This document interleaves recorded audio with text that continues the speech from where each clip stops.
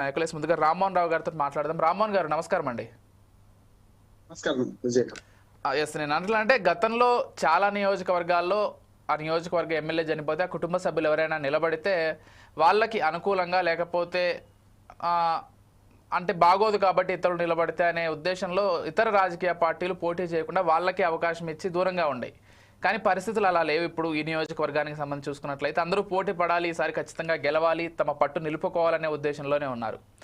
రాష్ట్రంలో ఉన్నటువంటి ప్రస్తుత పరిస్థితులు లేకపోతే ఇది కొంత అర్బన్ ఏరియా కాబట్టి ఎలా ఉండబోతోంది, ఏంటి, ఎలా జరగబోతోంది ఉప ఎన్నిక?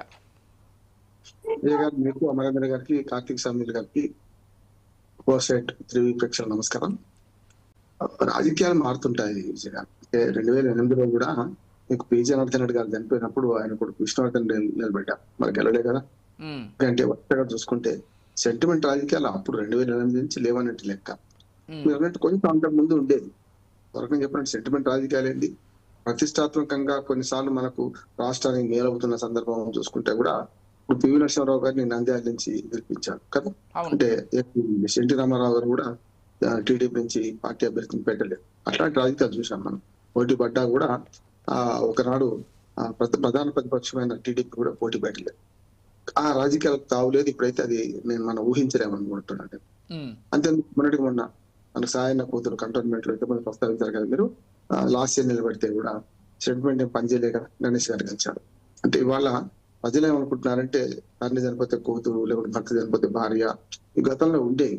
చాలా దురుసు మాటలకు కూడా దారి తీసినాయి. గతంలో ఇందిరారెడ్డి గారు చనిపోయినప్పుడు సబ్దాయింద్ర గారు నిలబెట్టినప్పుడు కానీ చాలా మంది, ఇప్పుడు మనకు లక్ష్మారెడ్డి గారు, సునీత లక్ష్మారెడ్డి గారు విషయంలో కూడా, నా ఫ్రెండ్ లక్ష్మారెడ్డి గారు భార్య సునీత గారు నిలబెట్టినప్పుడు కానీ కొంచెం విమర్శలు వచ్చినాయి. కానీ వాళ్ళు గెలిపించారు. మీరు అన్నది అది కూడా చూసాము. కానీ పోటీ పడి గెలిచారు. వాళ్ళందరూ కూడా ఎక్కడ ఏకగ్రం నిలలేదు.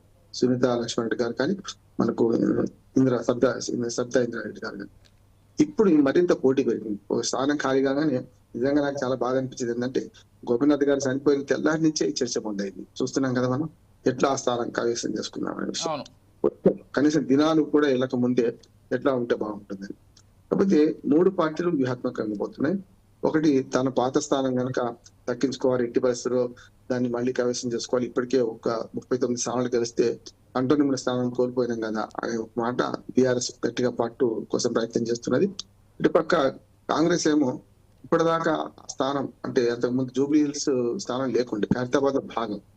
యాక్చువల్ గా ఖైరతాబాద్ అంత పెద్ద నియోజకవర్గం, అసెంబ్లీ నియోజకవర్గం గతంలో రాష్ట్రం లేదు. మనకు దాదాపు 4.5 నియోజకవర్గాలు విభజించబడింది 2009 నుండి. మనం చూసాం. మనం 2008లో ఖైరతాబాద్ ఉమ్మడి నియోజకవర్గం. అది 2009కి వచ్చేకల్లా ఖైరతాబాద్, జూబ్లీ హిల్స్, స్టైలింగపల్లి, కూకటిపల్లి పోగా మల్కాజ్గిరిలో కొంత అల్వాల ప్రాంతం కూడా, అప్పుడే అప్పటి ఖైరతాబాద్ ప్రాంతం కూడా చేరింది. పెద్ద నియోజకవర్గం కాస్త 2009 డిలిమిటేషన్ లో, అంటే అంతకుముందు డిలిమిటేషన్ 2009 ఎన్నికల నుంచి వేరే 4.5 నియోజకవర్గాలు అయింది. కనుక అట్లా చూసుకుంటే మనకు ఖైరతాబాద్ గతంలో 10 లక్షల ఓట్ల నుంచి ఇప్పుడు దాదాపు 3-4 లక్షల ఓటర్లకు పరిమితమైంది. ఇక్కడ ఒకటేమో పాత నియోజకవర్గం మాది, మేము జూబ్లీ హిల్స్, మేము గెలవాలి అని బీఆర్ఎస్ ప్రయత్నం చేస్తున్నది.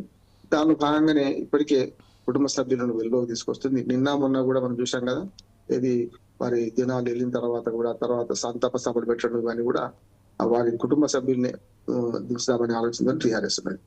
ఇక మన కాంగ్రెస్ ఏమంటే అజరుద్దీన్ గతంలో ఓడిపోయారు కనుక కొత్త అభ్యర్థులు వెతుకుతున్నట్టు అనిపిస్తుంది.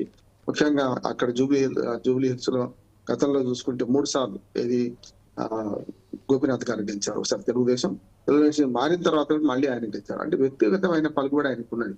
అంటే పార్టీ మారిన తర్వాత కూడా 2 సార్లు టీఆర్ఎస్ నుంచి గెలవగలిగిందంటే అది ఆయన గొప్పతనం అంటున్నాను నేను. ఈ పార్టీ ఓట్లు పనికొస్తాయి కాదంటలేను, కానీ వ్యక్తిగతంగా కూడా ఆయన హైదరాబాద్ రాష్ట్ర బీజేపీ మన బీఆర్ఎస్ అధ్యక్షుడు ఉండడము, అంటే మొత్తం హైదరాబాద్ మన ఈ ఎన్నికల విషయాలు కూడా కొంత మెయింటైన్ చేయడం జరిగింది. కాంగ్రెస్ కు కొత్తగా అభ్యర్థి దొరకాలి. అజరుద్దీన్ పోటీ పడుతున్నారు కానీ సరిపోరేమో అనే ఆలోచనతో ఉన్నారు. అందులో కొంత జూబ్లీ హిల్స్ లో ముస్లిం ఓటర్లు కూడా ఉన్నారు. హుమాయూన్ నగర్ వాటి పోతే ఉన్నారు కాదంటలేదు. కానీ కొంతవరకు అభ్యర్థి కమ్మవాడై ఉండాలి. ఇప్పుడు హేతువాది కులాలు పాటించేవాడు కాదు, కానీ తప్పనిసరి రాజకీయాల్లో మాట్లాడాల్సి వస్తుంది. అంటే వాస్తవ పరిస్థితులు చెప్పే ప్రయత్నం చేస్తున్నారు అంతేలేండి. కమ్మవారు లేకపోతే సెటిలర్ ఎవరిని ఉంటే బాగుంటుంది, ఇట్లా అన్ని ఆలోచన చేస్తున్నారు. కాంగ్రెస్ పార్టీకి బలమైన అభ్యర్థి దొరకాలి ఇంకా. అంటే వాళ్ళు చాలా మంది పోటీ పడుతున్నారు. చాలా గమనించిందంటే కాంగ్రెస్ పార్టీలో ఇప్పుడు ఓడిపోయిన వాళ్ళు, గెలిచిన వాళ్ళు గతంలో ఉన్నారు కదా, పార్టీలో ఎక్కువ మంది పోటీ పడుతుంది మరి కాంగ్రెస్ పార్టీ నుంచి, అధికార పార్టీ కనుక. బీజేపీ హైదరాబాద్ లో ఉనికి సాధించుకుందామనే ప్రయత్నంలో బీజేపీ ఉన్నది.